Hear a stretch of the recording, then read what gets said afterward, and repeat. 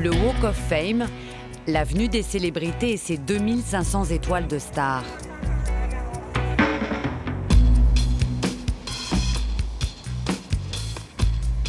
Une seule étoile attire les touristes.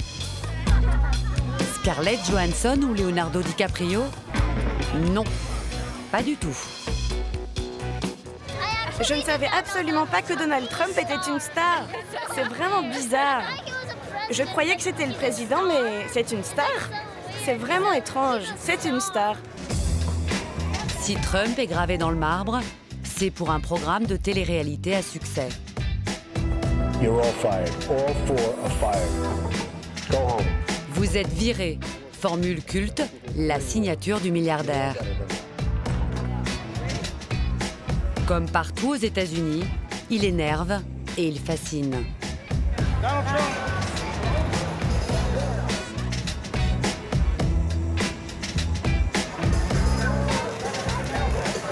Je vais voter pour Donald Trump parce que je crois qu'il donnera sa chance à tout le monde et je me fiche de ce que pensent les autres.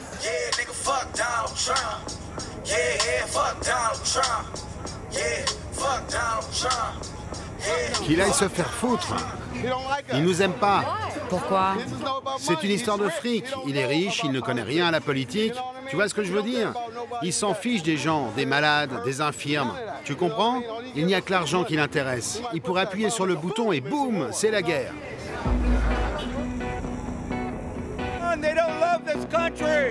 La campagne vue d'Hollywood, une histoire de stars qui s'engage. Pourquoi vous êtes là? Vous êtes une star? Je suis un acteur et un citoyen. Personnellement, je le soutiens, mais je ne m'exprime qu'en mon nom. Je crois que Trump est l'antéchrist. Je crois qu'il est très dangereux pour ce pays. Les candidats utilisent les acteurs et les acteurs utilisent les candidats. Des actrices rangées comme un seul homme derrière Hillary pour prendre le pouvoir à Hollywood et en finir avec la misogynie ambiante. Il faut que les femmes soient solidaires entre elles. Cette remise de prix met en avant des femmes qui sont en coulisses. Ce sont elles qui permettent aux autres de se retrouver devant la caméra. Je crois qu'il y a plus d'égalité homme-femme en Iran qu'à Hollywood. Il y a plus de réalisatrices en Iran. Los Angeles, la démocrate, dont l'industrie du divertissement véhicule surtout les valeurs républicaines. Si j'avais été moins engagé politiquement, j'aurais fait une meilleure carrière, j'aurais gagné beaucoup plus d'argent et j'aurais fait beaucoup plus de films. Le temps d'une campagne électorale, plongée au cœur de la schizophrénie politique d'Hollywood.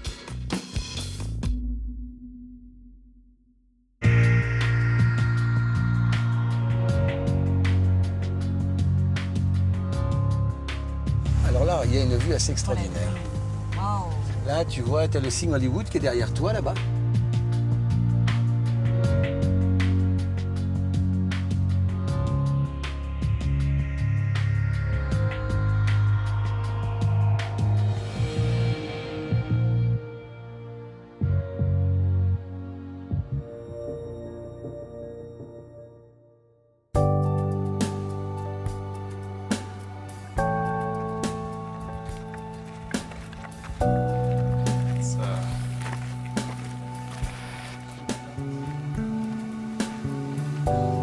On n'est pas arrivé, hein. Il fait une chaleur de dingue et on doit aller tout là-haut, là. Eric Cohn est né à Los Angeles. Il en connaît tous les secrets. Ça, c'est le chemin de la Mecque. La Mecque, le signe d'Hollywood? Ouais, absolument. Parce que pour les gens, Hollywood, c'est une religion. Vous qui vivez à Los Angeles depuis toujours, vous les voyez tous ces gens qui viennent à Hollywood pour réussir? C'est vrai. Les gens viennent ici avec un rêve. Oui, oui, avec leur rêve. Il y en a très peu qui réussissent, d'autres changent de parcours, et pour la majorité, leurs rêves sont brisés à jamais.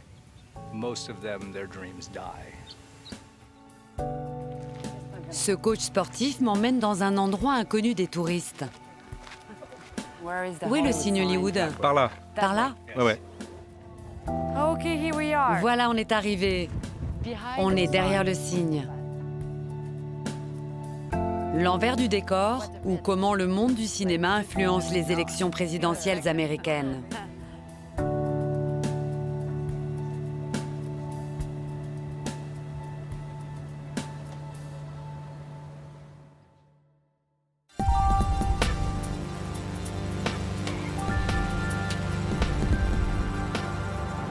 Sept mois avant l'élection présidentielle, la campagne des primaires bat son plein.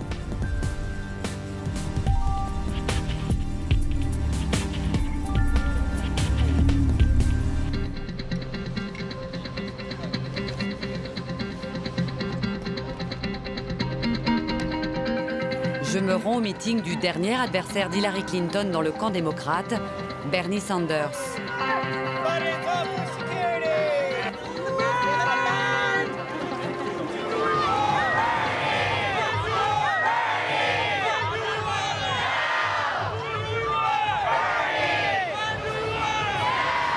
Sa force, un discours gauchiste, limite révolutionnaire.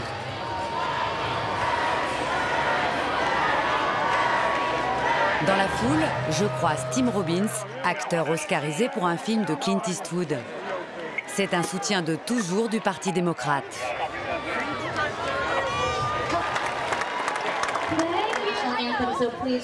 Monsieur Robbins.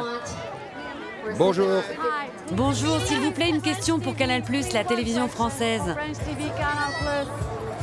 Je voudrais savoir pourquoi vous allez voter pour Bernie Sanders. Ah, pourquoi je vais voter pour Bernie Sanders? Parce que je crois que c'est le candidat qui devrait être à la Maison-Blanche.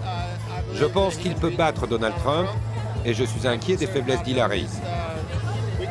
Je pense que Bernie Sanders est un bien meilleur candidat. Mais pourquoi vous êtes là? Vous êtes une star. Pourquoi une star soutient-elle Bernie Sanders? Je suis un acteur et aussi un citoyen. Personnellement, je le soutiens, mais je ne m'exprime qu'en mon nom. Sanders est devenue la coqueluche des jeunes désabusés par la politique. Je rencontre Amanda, une productrice de télévision de 26 ans. Que pensez-vous du fait qu'autant de stars hollywoodiennes soutiennent Bernie Sanders? Je trouve que c'est génial que les célébrités s'engagent. Leurs fans entendront leur voix bien plus qu'ils n'entendent celle des politiques. Et ils voteront pour des idées qui les touchent vraiment. Alors je trouve ça génial. Mesdames et messieurs, merci d'accueillir Madame Frances Fisher. Sur scène, des acteurs chauffent la salle. Frances Fisher a joué dans Titanic aux côtés de DiCaprio et Kate Winslet. Et voici Danny Glover. Danny Glover, lui, était l'alter ego de Mel Gibson dans L'Arme fatale. On ne vote pas pour une personnalité, mais pour quelqu'un qui s'est donné pour mission de dire la vérité. Veuillez accueillir le prochain président des États-Unis, Bernie Sanders. Mais ce soir, la vraie star, c'est lui, Papy Sanders, 75 ans. Aujourd'hui, nous avons recueilli plus de 9 millions de voix. Personne ne peut prévoir l'avenir. Au fil des mois, Sanders est devenu le cauchemar d'Hillary Clinton, qui était persuadée de remporter les primaires facilement. Ne dites rien, Madame Clinton, ça pourrait la rendre nerveuse. Je crois que nous allons gagner ici, en Californie.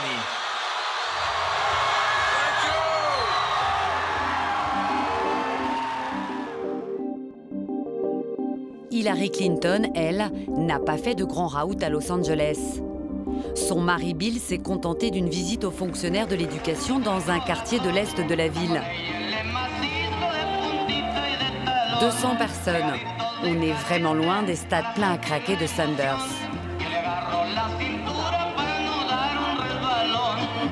En guest star tout de même, deux monstres sacrés du basket mondial.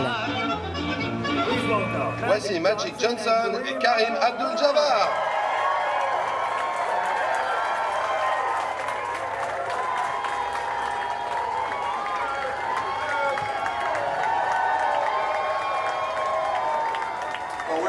Nous sommes enthousiastes parce que nous sommes ici pour faire élire la prochaine présidente des États-Unis, Hillary Clinton. Allez, on l'applaudit. Accueillons William Jefferson Clinton. Bill Clinton entre en scène. Il pourrait devenir le premier First Gentleman de l'histoire du pays.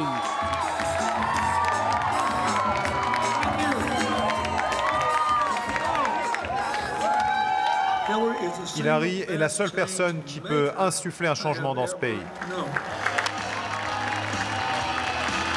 Bill fait le show pendant 20 bonnes minutes. Hollywood va voter pour Hillary Clinton. Il n'y a aucun doute.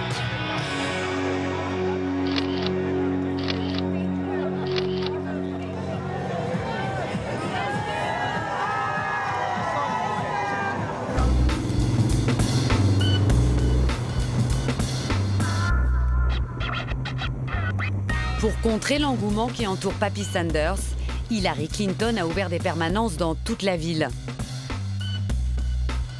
Comme ici dans ce centre commercial situé au cœur de Los Angeles. Les militants rameutent les électeurs par téléphone. Je m'appelle Stu. Je suis bénévole pour la campagne d'Hillary Clinton en Californie. Comment allez-vous? Super. Est-ce que vous venez voter mardi? Très bien. Les bureaux de vote sont ouverts de 7h à 20h, alors assurez-vous d'être à l'heure. Ce jour-là, une star de la télévision fait le déplacement. Kate Walsh, l'un des médecins de Grey's Anatomy. Sorry to interrupt, Dr. Burke. You're never interrupted. She's always interrupting. I was just checking to see if Dr. Burke secured the intern you requested. He did.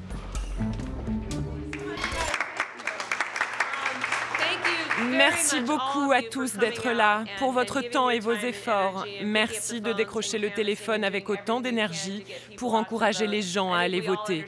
Je pense que nous sommes tous conscients du fait que c'est une élection particulièrement importante et qu'il faut que les électeurs de Californie soutiennent Hillary Clinton. Ce que vous faites est difficile et primordial. Merci. Pensez-vous que votre soutien en tant qu'actrice est un atout pour Hillary Clinton? Si quelqu'un m'écoute parce que j'ai interprété le rôle d'Addison dans des séries télévisées pendant près de 10 ans, c'est génial. Mais là, on n'est pas en train de faire ma promotion. Il s'agit de notre avenir à tous. Cette élection nous concerne tous. C'est pour notre pays. Elle aussi est venue motiver les troupes. Kathleen Sebelius, une femme politique de premier plan. Elle a porté avec le président Obama le système de santé pour tous, l'Obamacare. Vous faites un reportage sur la campagne?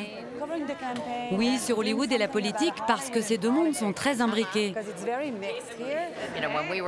Quand on mettait en œuvre la loi de la santé, on s'est vite rendu compte que les acteurs avaient beaucoup d'influence et pouvaient toucher énormément de gens qui n'étaient pas sensibles à la politique en temps normal. Les stars sont entendues par des gens qui ne prêtent d'habitude aucune attention au discours politique. Alors c'est très bien. Je me rends compte que les gens ici sont très heureux qu'une actrice d'Hollywood ait fait le déplacement. C'est une manière pour moi de donner un coup de main, faire une photo, un selfie et dire « Hey, je vous soutiens de tout cœur ». Qu'est-ce que vous avez écrit? Hillary est la candidate la plus qualifiée pour protéger, diriger et servir notre pays, ici et partout dans le monde. Que Dieu bénisse Hillary. Merci beaucoup, ça m'a fait plaisir.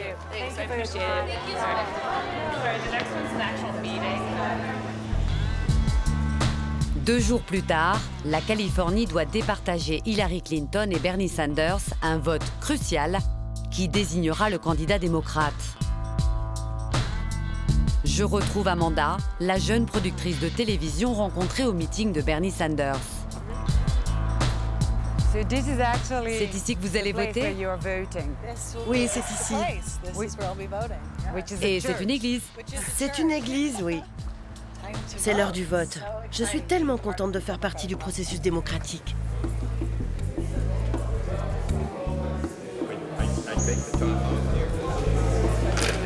Ça, c'est pour vous.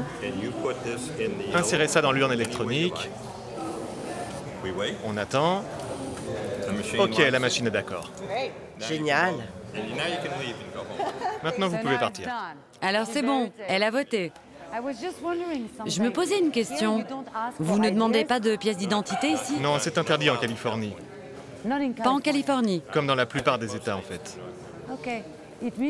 Ça veut dire que je peux voter si je prends le nom de quelqu'un d'autre, en fait.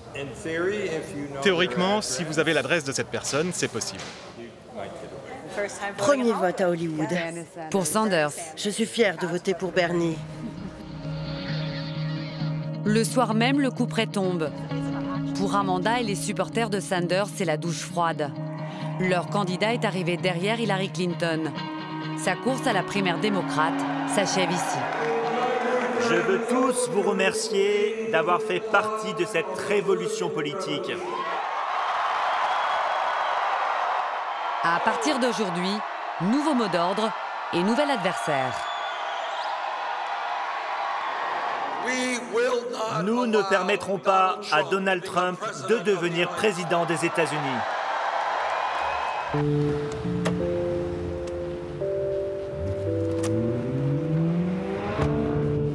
J'ai rendez-vous avec Rosanna Arquette, actrice mondialement connue notamment pour son rôle dans Le Grand Bleu. Elle me reçoit dans sa propriété de Malibu Beach. Plus de 300 mètres carrés avec vue sur l'océan.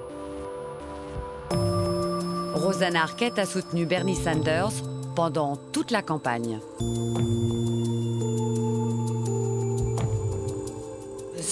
Qu'est-ce que c'est frustrant! J'adore Bernie Sanders. Bernie Sanders, je l'adore. Mais maintenant, il faut... C'est tellement difficile. Parce que je soutenais Bernie à fond. Est-ce que vous allez vous engager personnellement pour faire élire Hillary Clinton?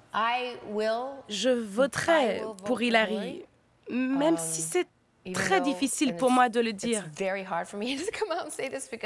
Parce que mon âme de révolutionnaire est à fond pour Bernie. Ça me donne envie de pleurer. Mais je crois qu'il y a un enjeu énorme aujourd'hui dans notre pays. Vraiment. Si nous nous retrouvons avec un homme comme Donald Trump à la Maison-Blanche, je crois honnêtement que c'est la fin des États-Unis. C'est mon sentiment. C'est-à-dire? C'est la fin du monde. Je crois qu'il est très dangereux. Parce que je crois que c'est un idiot. Et ça m'est égal de le dire ouvertement. S'il devient président, il s'assurera que je ne travaille plus, mais je m'en fiche. Je crois que Trump, c'est l'antéchrist.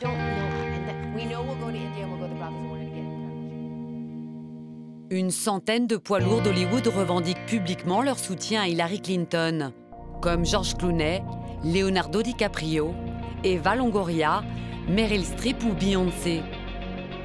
Tout le casting de The Avengers y est allé de son clip. You have an obligation. Tell the world that you care about what happens. To be a part of that decision. You might think it's not important. You might think you're not important. But that's not true. And the only way we can prove that to you is by having lots of famous people. Lots of famous people. Lots and lots of famous people. Just a shit ton of famous people. If you don't know how or where to Ils register. attaquent Donald Trump sans ménagement. A racist, abusive coward who could permanently damage the fabric of our society. Do we really want to give nuclear weapons to a man whose signature move is firing? Firing? Pourquoi les acteurs américains s'engagent-ils autant? Un conseiller du Parti démocrate a son idée sur la question. Selon lui, pour les acteurs, la politique, c'est valorisant.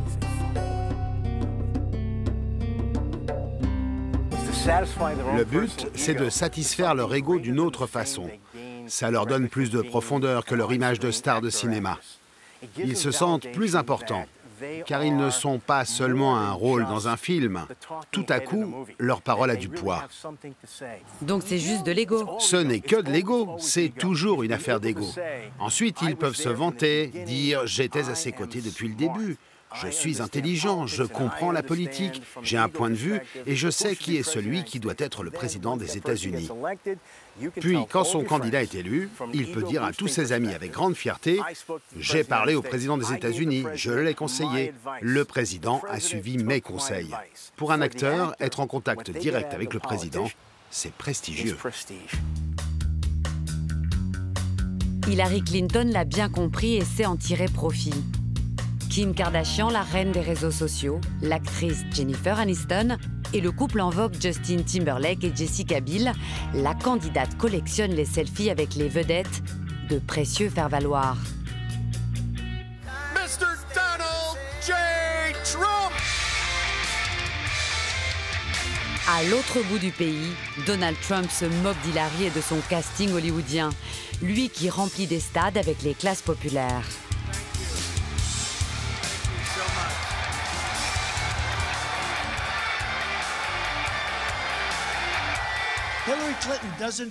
Hillary Clinton ne fait pas de discours et ne fait pas de conférences de presse, et ce depuis presque 300 jours.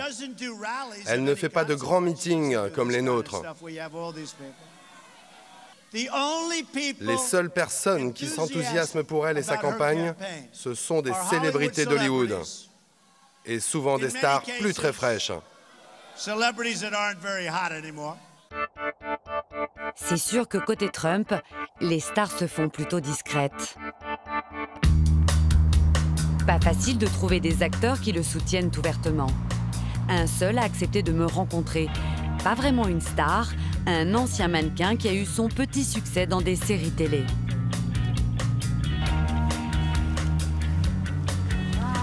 Bonsoir, j'ai rendez-vous avec Antonio Sabato.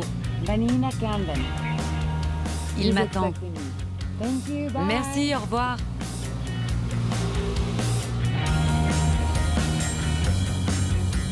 Il nous reçoit dans sa résidence. Fin juillet, devant un parterre de républicains, Antonio Sabato a dévoilé au grand jour son soutien à Donald Trump. Sécuriser les frontières, protéger les citoyens. Cela n'a rien à voir avec de la haine. C'est la responsabilité du gouvernement. Absolument. Donald Trump accomplira cela et nous mettra dans le droit chemin. Notre pays a besoin de Donald Trump pour que l'Amérique soit de nouveau une grande nation. Que Dieu vous bénisse et que Dieu bénisse les États-Unis d'Amérique. Alors? Oui, c'était une soirée émouvante, un moment très intense, et c'était génial. C'était super d'être entouré de gens qui adorent leur pays et qui sont prêts à tout pour que leur nation soit de nouveau au sommet de sa gloire. Depuis que vous soutenez Donald Trump, vous qui êtes un acteur et qui travaillez à Hollywood, est-ce que ça vous a posé des problèmes? J'ai su par mon agent, par mes managers, que certains directeurs de casting ne m'engageraient pas à cause de mon soutien à Donald Trump. Mais comme je le dis toujours, ça ne me touche pas, car c'est leur point de vue. Mais vous en pensez quoi? C'est injuste d'engager ou non les gens en fonction de convictions politiques. Nous vivons un moment très important pour notre pays et les gens doivent dire ce qu'ils pensent.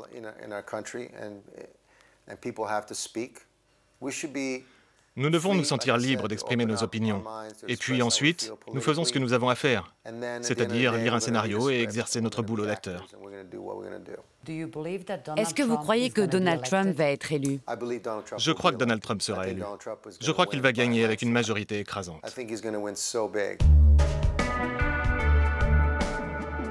À Los Angeles, un homme dénonce la pression des démocrates sur le monde du cinéma. C'est un ancien procureur républicain, Alan Jackson. Comment allez-vous? Ravi de vous rencontrer. Comment allez-vous? Très bien. Vous avez trouvé facilement? Oui. Il y a quelques années, Alan Jackson a fait condamner pour meurtre un producteur de musique mythique, Phil Spector. Ce procès l'a rendu célèbre. When there's a woman Il y a une femme, de l'alcool, une perte de contrôle. Phil Spector dégaine une arme et clique. Aujourd'hui, l'ancien procureur est devenu avocat.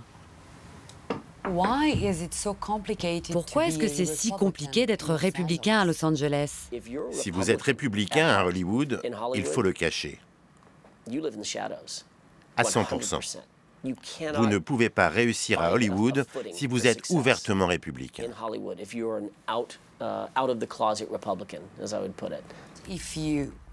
Donc, si vous êtes un jeune acteur ou réalisateur et que vous dites haut et fort que vous êtes républicain, vous êtes rejeté par l'industrie d'Hollywood.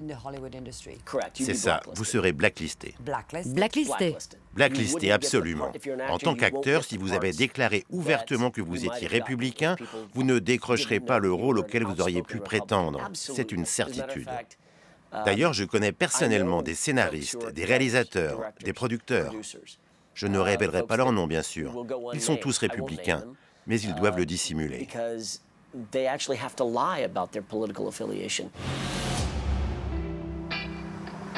Les seules célébrités qui assument leurs idées républicaines sont les vieux briscards qui ne craignent plus rien pour leur carrière.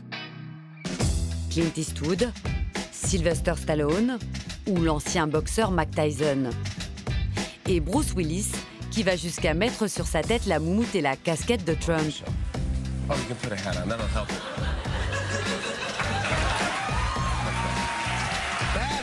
Ça, c'est Bruce Willis. Maintenant, on sait vraiment ce que vous pensez.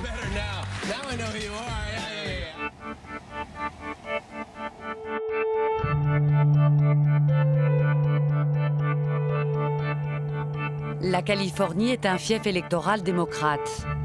À la dernière présidentielle en 2012, Obama a récolté 59% des voix. C'est vrai que les républicains se font plutôt discrets à Los Angeles. Alors quand on en croise, on ne les laisse pas passer.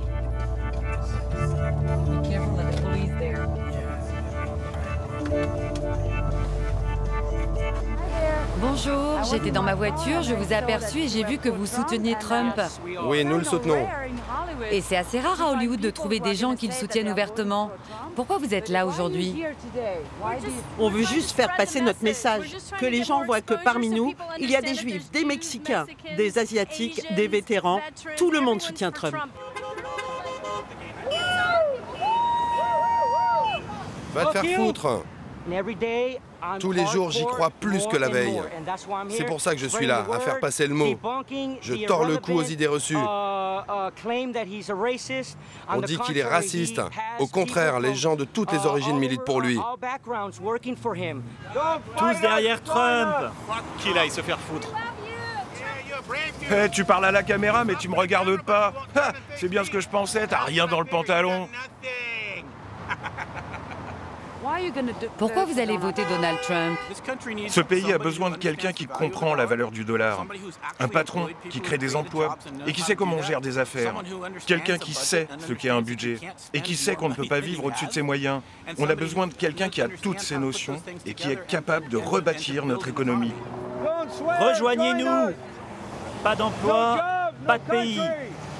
Non, pas Trump, que Dieu nous préserve. Va te faire foutre!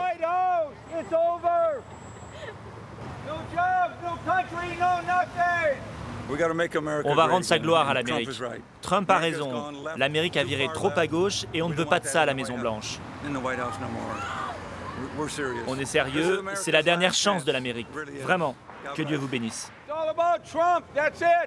Il faut voter Trump, c'est tout. Personne d'autre ne peut faire le boulot.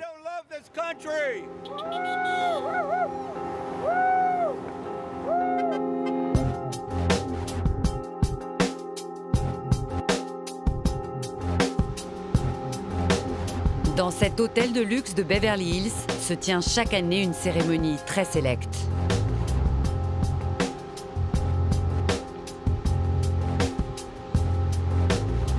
Une remise de prix aux femmes les plus en vue d'Hollywood, actrices, réalisatrices et productrices.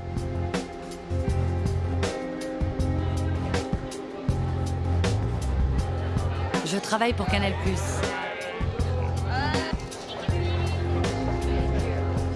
À 5 mois de l'élection, la campagne est dans toutes les têtes.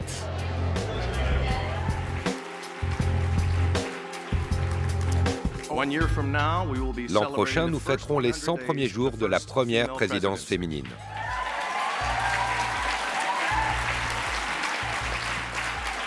Ou alors, on décernera un prix à Melania Trump. Ou peut-être que Donald lui-même viendra chercher son prix, parce qu'il excelle dans tous les domaines. Donc, il est certainement une femme formidable. Regardez sa magnifique chevelure. C'est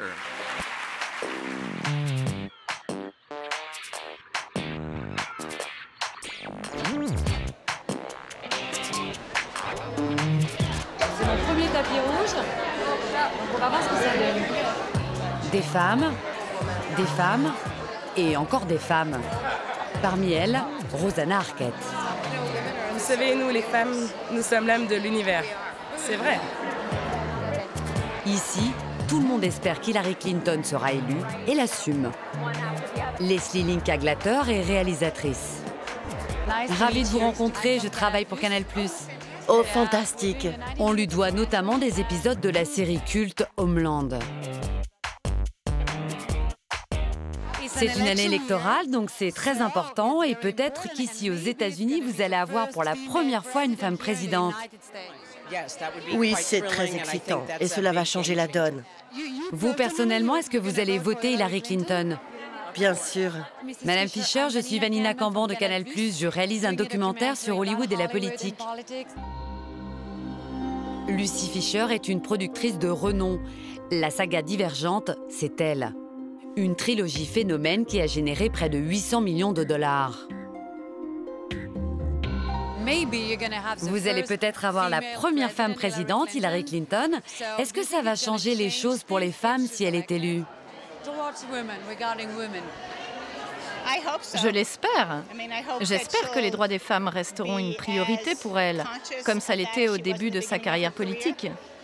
J'espère qu'elle aura assez de temps et d'énergie. Mais d'abord, il faut qu'elle soit élue. Et puis j'espère qu'elle aura assez de force pour faire en sorte que ça reste une priorité. Je pense aussi qu'à force de voir des femmes occuper de tels postes de pouvoir, les mentalités des jeunes générations, filles et garçons, vont évoluer. Pour qui allez-vous voter, si vous voulez bien me le dire, bien sûr? Je voterai pour la candidate démocrate. L'engouement pour la candidate démocrate n'est pas seulement politique. Elles espèrent que l'élection d'une femme à la Maison-Blanche va faire bouger les mentalités jusqu'à Hollywood. On travaille dans un milieu créatif. Mais quand il n'y a pas de diversité raciale, pas de parité homme-femme, ou quand les histoires se ressemblent trop, les films qu'on propose au public deviennent lisses, sans saveur. Toutes ces femmes dénoncent le sexisme dans le monde du cinéma. Il n'y a pas d'égalité homme-femme, que ce soit derrière la caméra ou devant la caméra. Et même à tous les niveaux. Et le fait qu'il n'y ait absolument aucune parité, c'est juste terrifiant. Je pense qu'il est nécessaire de mettre un coup de projecteur sur ce problème. Denise Dinovi est une spécialiste des comédies populaires. Est-ce que l'événement de ce soir est important pour lutter contre le sexisme à Hollywood? Les statistiques sont claires pour tout le monde. Il n'y a que 4% de femmes réalisatrices à Hollywood. C'est juste fou. Incroyable. Oui, incroyable. C'est fini maintenant. Je pense que plus nous discutons des questions concernant le manque de diversité à Hollywood, plus nous les mettons sur la place publique et plus les choses changeront. Je pense que nous sommes aujourd'hui à un moment clé. Quand j'ai commencé à réaliser des films, il y a 25 ans, et à l'époque, je venais du milieu de la danse, un domaine féminin, j'ai été horrifiée de voir qu'il y avait aussi peu de femmes réalisatrices. Et le fait que la situation n'ait pas évolué, et nous sommes en 2016, c'est totalement inacceptable. Les femmes d'Hollywood veulent profiter de cette année électorale pour faire changer les choses. Une productrice a pris la tête du mouvement. Elle a créé une association pour défendre la cause féminine dans l'industrie du cinéma. Chiara Tilesi réalise des clips pour dénoncer les rôles dévolus aux femmes dans les films américains.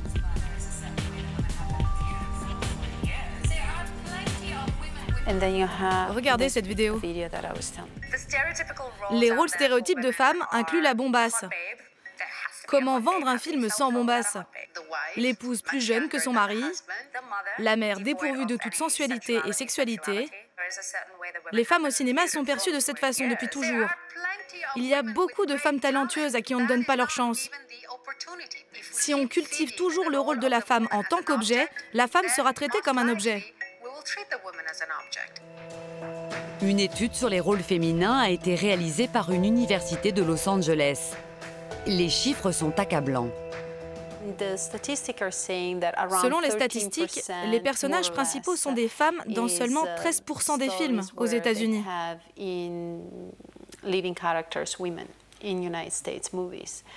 Donc la plupart des films que nous voyons racontent des histoires du point de vue masculin. Si Hillary Clinton devient la première femme présidente de l'histoire des États-Unis, pensez-vous qu'elle pourrait faire évoluer la condition féminine à Hollywood? Je ne sais pas si ça changera à Hollywood, mais si elle est élue et devient la première femme présidente, cela signifie que les femmes peuvent atteindre ce rêve. Le rêve est de vivre dans une société qui n'est pas déterminée par le sexe.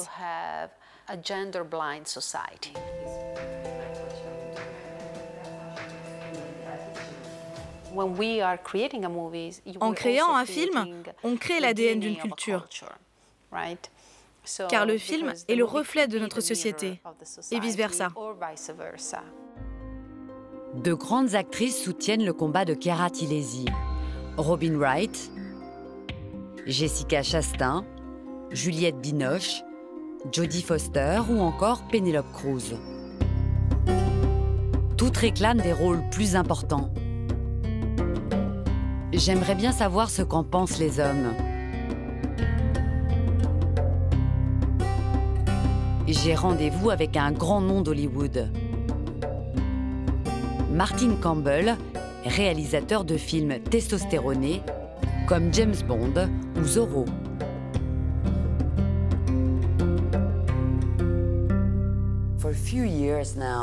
Depuis quelques années maintenant, les femmes à Hollywood dénoncent ouvertement le sexisme au sein de l'industrie.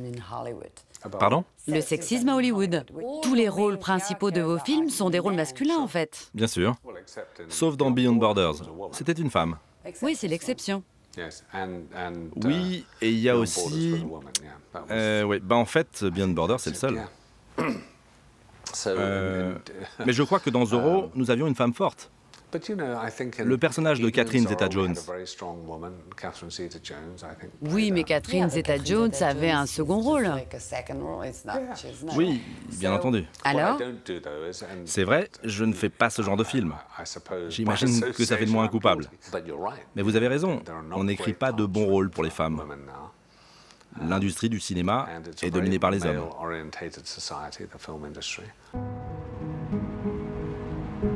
Les actrices ne sont pas les seules à avoir du mal à s'imposer sur les plateaux. Pour les réalisatrices aussi, le machisme ambiant serait un problème. Patricia Regan a fait un énorme carton au box-office avec son dernier film, Miracle du paradis. Les rôles principaux y sont tenus par des femmes, dont une star hollywoodienne, Jennifer Gardner.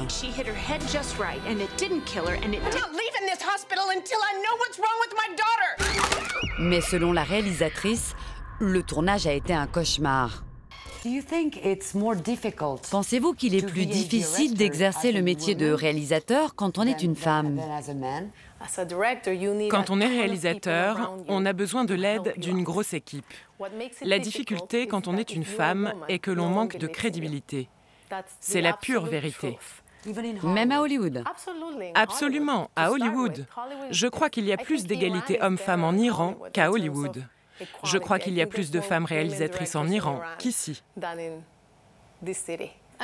Je vais vous expliquer ce que c'est que d'être une réalisatrice femme. D'abord, on vous engage, d'accord? On a franchi le premier obstacle. Mais ce n'est pas la fin de vos soucis.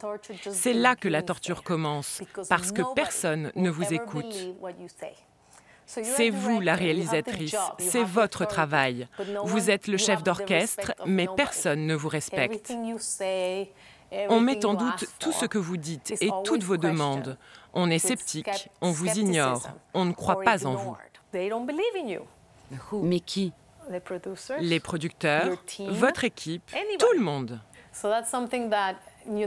Pour moi, cette discrimination montre exactement ce que c'est que d'être une femme réalisatrice. Le fait d'obtenir le poste ne garantit pas le respect de l'équipe. Pendant tout le tournage, je me bats chaque jour pour ça. J'ai réalisé une interview avec Patricia Regan dont le film a cartonné au box-office. Elle m'a raconté les difficultés qu'elle a rencontrées en tant que femme, que réalisatrice, parce que l'équipe de tournage était masculine. Je sais. Je sais. Et on ne l'écoutait que d'une oreille. Mais je parie que quand vous êtes sur votre plateau de tournage, ça ne se passe pas comme ça. Oui, c'est vrai. C'est une histoire de respect et, bon, tout simplement, les femmes ne reçoivent pas les mêmes égards que les hommes. C'est terrible, c'est tout à fait terrible. Twilight, un film de vampires devenu culte pour la jeunesse du monde entier. Say it out loud. Say it. Vampire. Are you afraid? No. This isn't real. This kind of stuff just doesn't exist. It does in my world. Un succès international signé Catherine Hardwicke.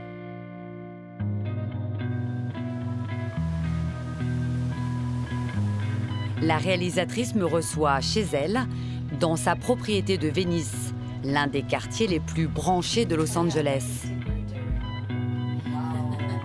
Elle aussi dénonce la misogynie d'Hollywood. Elle garde un souvenir amer d'une journée de tournage qui ne se passait pas comme elle l'entendait.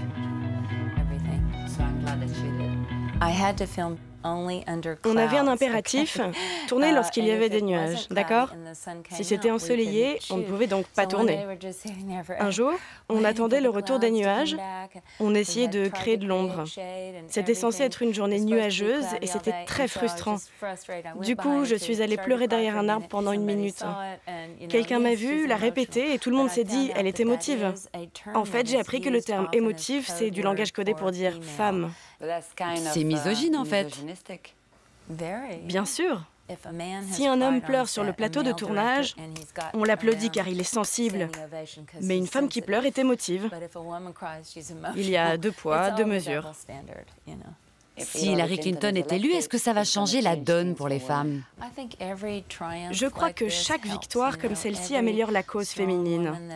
Chaque femme forte qui accomplit quelque chose d'incroyable nous aide. Elle donne l'exemple. Si elle peut le faire, moi aussi. Des gens me disent « Je vous ai vu dans le DVD, dans le making-of de Twilight. J'ai vu que vous étiez réalisatrice. » Cela m'a inspirée et m'a donné envie de faire des études de cinéma. J'ai envie de réaliser mes propres film. Plein de gens m'ont dit ça. C'est génial. Tout ça parce qu'ils m'ont vu donner des ordres sur un plateau. Malgré un énorme succès au box-office, plus de 350 millions de dollars de recettes, elle n'a pas été rappelée pour réaliser le 2e opus de la saga Twilight. Qui est responsable de cette situation? Les patrons des studios? Les financiers? Les producteurs? Eh bien, peut-être tous. Par exemple, le patron du studio dit qu'il veut un film de super-héros. Qui appelle-t-on pour le réaliser? Personne ne se dit « on va confier ça à une femme ». Personne ne veut oser le pari. Ce qu'il faudrait, c'est qu'un patron de studio ordonne « on engage une femme pour réaliser ce film ». Mais à la place, ils disent « appelons Martin Campbell, il a réalisé des James Bond, il est bon, c'est un film d'action, envoyez-lui le scénario ». En fait, ça devrait être un vrai choix politique. Oui, absolument. Malheureusement, oui. Malheureusement, oui. Mais il leur manque les couilles. Voilà le truc. C'est ça, les couilles. Oui, les couilles de dire qu'une femme va réaliser ce genre de film. Mais du coup, vous aurez moins de travail. Ouais, c'est pas grave.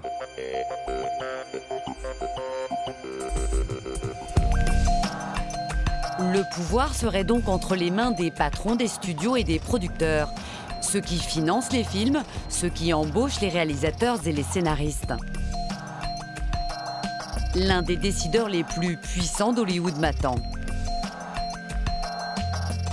Robocop, Terminator, Le Silence des agneaux, Apocalypse Now, c'est lui. En 40 ans de carrière, ce producteur a porté à l'écran un nombre incalculable de films cultes.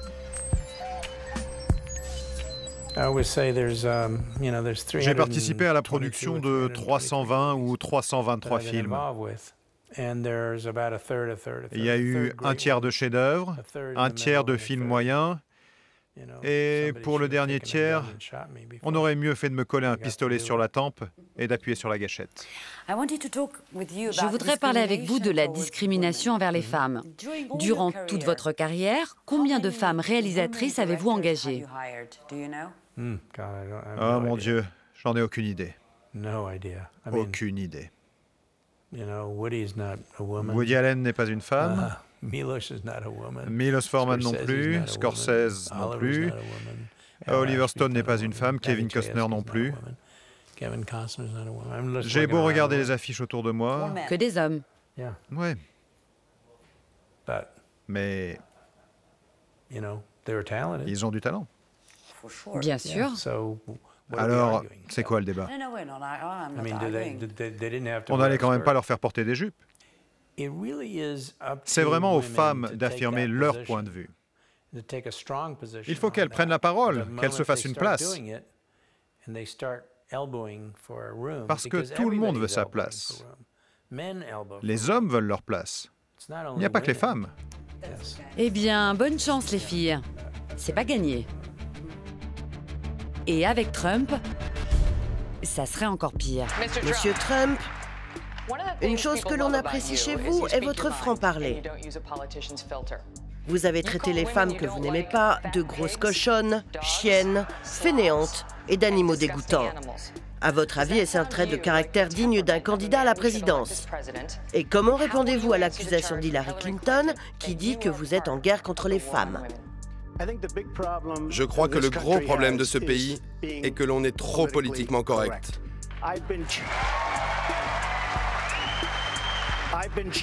On m'a reproché tellement de choses. Et franchement, je n'ai pas le temps d'être politiquement correct. Trump botte en touche, mais la misogynie a fini par lui coûter cher dans sa course à la présidence.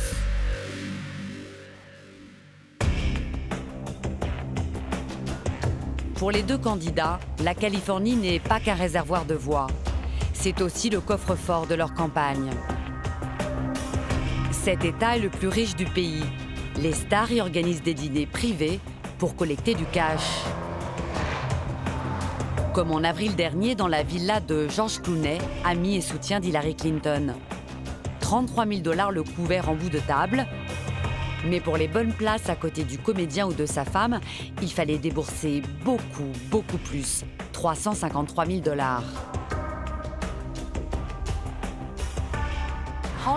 On dit qu'Hollywood est le distributeur de billets de la Maison-Blanche. Absolument. Pour les deux partis politiques, la Californie finance la route vers la présidence. Les acteurs ont toujours été généreux avec les candidats à la présidentielle. Ici, à Los Angeles, et plus particulièrement à Hollywood, il est plus facile pour les candidats politiques de réunir des gens et de récolter beaucoup d'argent. Ils viennent ici parce qu'ici, il y a du cash.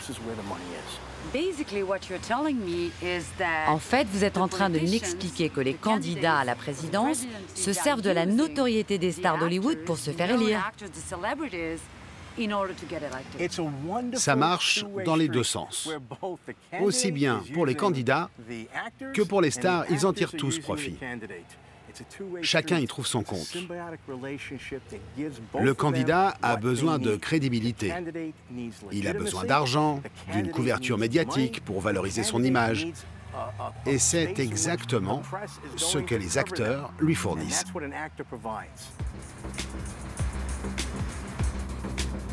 Bel Air, quartier ultra chic de Los Angeles.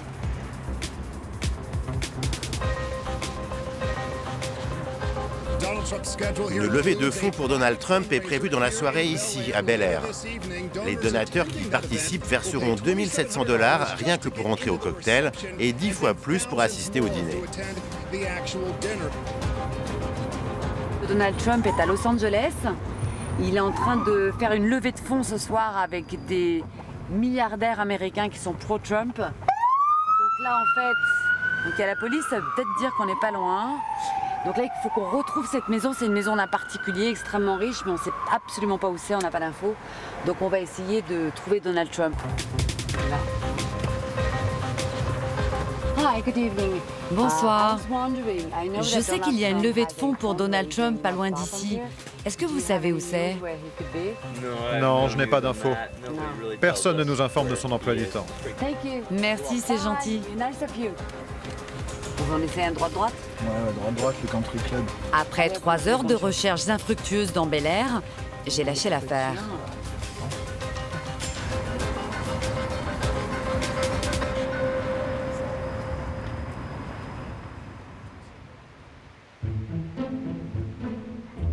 Les riches personnalités qui ont participé au dîner avec Donald Trump ont tenu à garder l'anonymat. Sur la centaine d'invités, 4 noms sont sortis dans la presse. Un seul a accepté de répondre à mes questions. Andy Puzder, un businessman issu de la classe moyenne qui a fait fortune dans le burger, le pur rêve américain.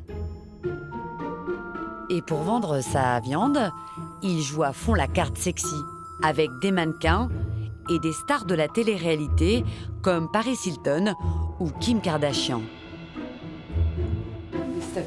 Monsieur Puzder, bonjour, je m'appelle Vanina. Heureux de vous rencontrer, Vanina. Merci de me recevoir.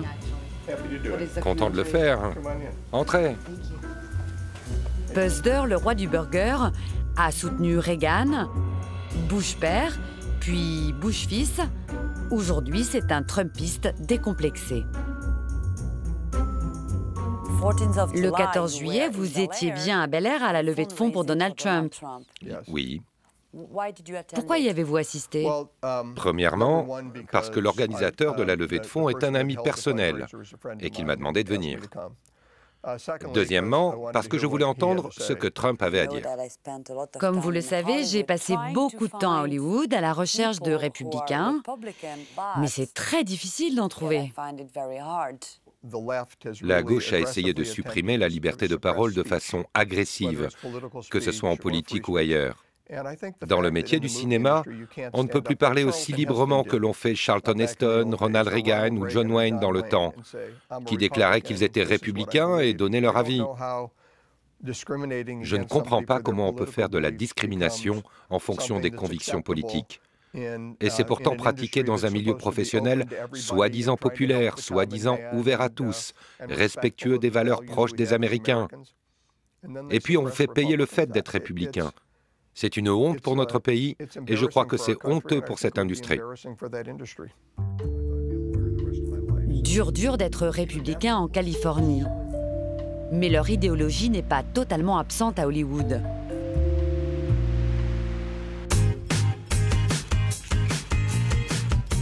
Quand je sillonne la ville, je constate que les films à l'affiche sont de bons gros blockbusters. Jason Bourne avec Matt Damon, le nouveau Tarzan, un film de super-héros et même Ben-Hur, un péplum biblique. Du patriotisme pur jus, des héros qui seuls contre tous sauvent le monde. Des valeurs conservatrices qui font vibrer les Américains. Dans le fond, quels sont les messages de ces grands films hollywoodiens? Eh bien, l'Amérique est toujours le pays le plus fort du monde. Il faut toujours parler d'une Amérique qui domine, qui est puissante et qui est d'une moralité inébranlable.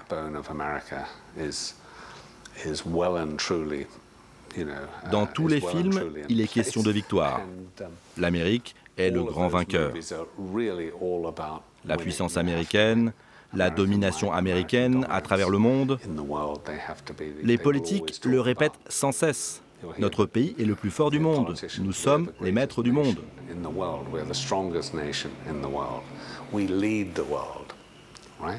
C'est ce que vous entendez. Et ce message est exprimé à travers tous ces films. C'est le véritable fil rouge. Le mythe hollywoodien, c'est toujours le héros solitaire qui donne l'exemple. Il s'en sort toujours par lui-même. Les films de héros ont toujours été une propagande parfaite pour le Parti républicain. Parce que les personnages sont des individus qui ne comptent jamais sur le gouvernement pour quoi que ce soit. Finalement, les messages véhiculés par ces films correspondent plus au discours de Donald Trump qu'à celui d'Hillary Clinton. Les gros blockbusters correspondent exactement aux visions des républicains. Alors Hollywood a deux visages. Bien sûr, Hollywood est hypocrite. Ça a toujours été comme ça. Ce n'est pas parce qu'il y a des gens qui croient aux valeurs du Parti démocrate que ces mêmes valeurs sont exprimées dans leurs films. Ces fictions sont consommées par le grand public.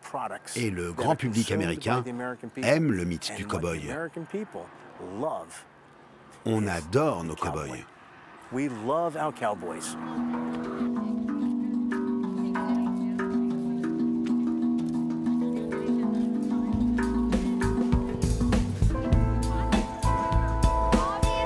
Un réalisateur symbolise toutes ces contradictions. Oliver Stone.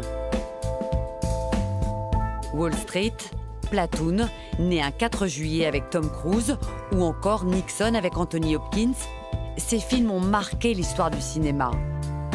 Oliver Stone explore la face sombre des grands mythes américains. Ses convictions lui ont parfois coûté très cher.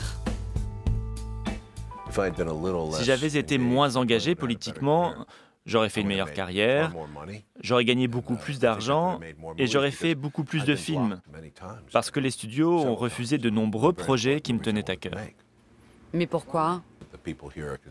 Ici, on se dit libre, mais en y regardant de plus près, on n'est pas si libre que ça. Il y a des sujets qu'on ne peut pas vraiment traiter.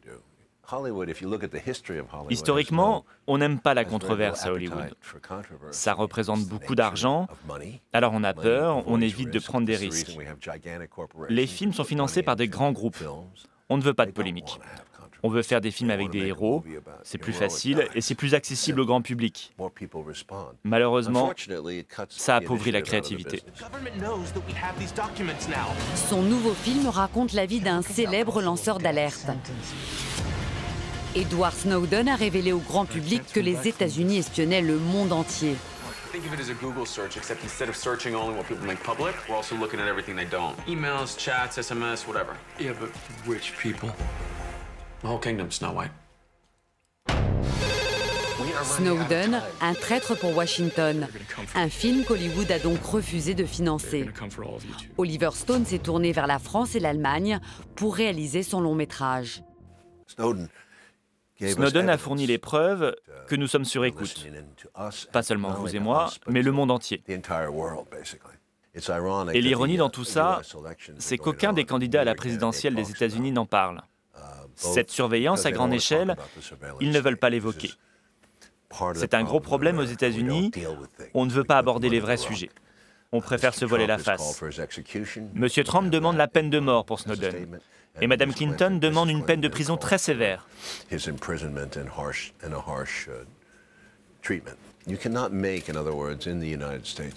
En somme, en Amérique, on ne peut pas réaliser des films qui seraient perçus comme contraires aux intérêts des États-Unis. Or, pour moi, ces films sont plutôt patriotiques. J'aime ce pays et je veux qu'il soit meilleur.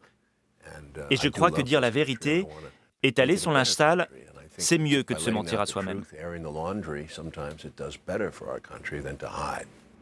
C'est plutôt effrayant ce que vous me dites. Mais bien sûr, notre monde est effrayant.